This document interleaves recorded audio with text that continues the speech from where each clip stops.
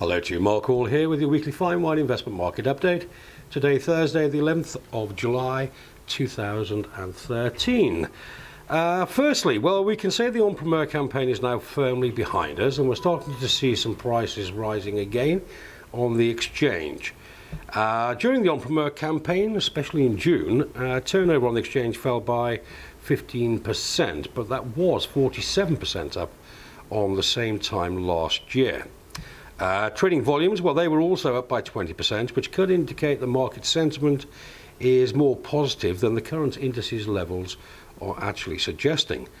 Right, what else has happened this week? Well, the drinks business reported that wine merchants in China are finding that the prices of the first growth are too expensive and that they are seeking areas outside of the first growth market. It's obviously very hard for any positive percentage gains to be achieved, I'd say, at the moment.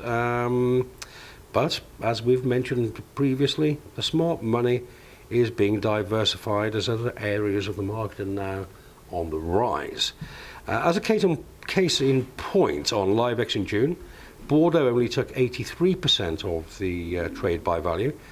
By comparison, Penfolds Grange 2008 boosted Australia's share of the market by 2.4%, which is double that of Italy. On the subject of Penfolds Grange, LiveX actually ran an article recently stating that this Australian wine regularly receives high critic scores. The index of its 10 most recent vintages, well, that's climbed over 65% over a 5-year period. The 2001 has risen the most in price since its release, with an increase of 178%. But it was the 2008 vintage that puts the brand in the spotlight when it was awarded 100 points out of 100. Although the 2008 is the most expensive Penfolds recently released, when you compare it with other top-scoring wines from other countries, it presents very good value indeed. For example, the Bordeaux First Growth Lafite 2009, well, that's £7,762 per case. Italy's Massetto 2006, well, that's £5,850 a case. Spain's Pingus 2004, well, that comes in at £8,080 a case. And California's Screaming Eagle 2007, well, that's well up there at £22,800 a case.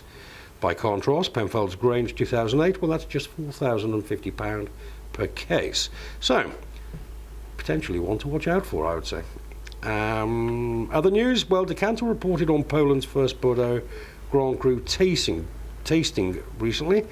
Some 500 Polish wine merchants, sommeliers and bloggers, well, they tasted over 70 Bordeaux wines from the 2010 vintage. Economic growth has apparently led to increased investment in Poland, giving French wines more exposure in the top hotels and, of course, the restaurants over there. On a final note, if, like us, you found the Bordeaux 2012 restricting, well, certainly when it comes to opportunities for investment, well, you may want to consider investing in the 2011 port instead.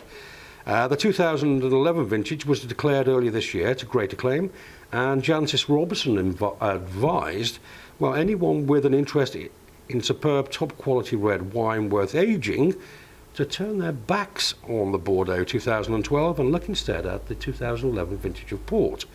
James Suckling also said that the 2011 was, and I quote, the best since the legendary 1994, perhaps even better. The Quinto de Novo Nacional got the best scoring of the two critics, 19 plus from Robinson and 100 out of 100 from Suckling. So remember, many areas of the market to take advantage of at the moment, and if you'd like to find out more, well, our details are on the screen. So, that's it for this week. Enjoy the sunshine, and I look forward to seeing you again next Thursday.